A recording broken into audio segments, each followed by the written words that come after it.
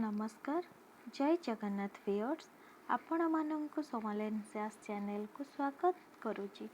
आज मु आपण मानक सहित होम मेड छतुआ केमिति बनाते शेयर करी जहाँकि बाजार रे मिलुवा छतुआ ठारू बहुत हेल्दी एंड क्लीन होता है।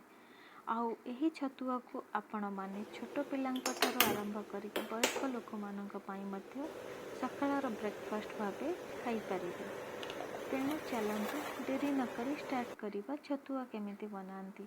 छतुआ बनवाई आवश्यक सामग्री हूँ चूड़ा, बुट, गहम, मांडिया, बादाम, आलमंड, काजू, इलायची, अमूल, चीनी, चाकू, चाउल, ओट्स, मुग और बिस्कुट।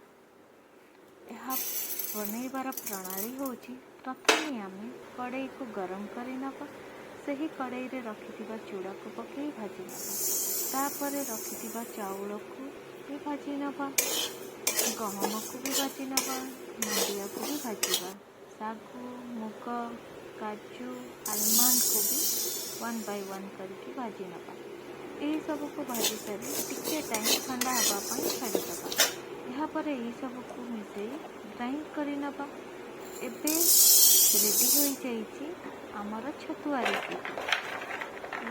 आशा करुच्ची यह रेसिपीटी आज भल लगी।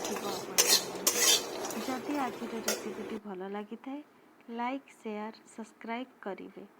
जदि सब्सक्राइब करना प्लीज सब्सक्राइब करेंगे। Thank you all.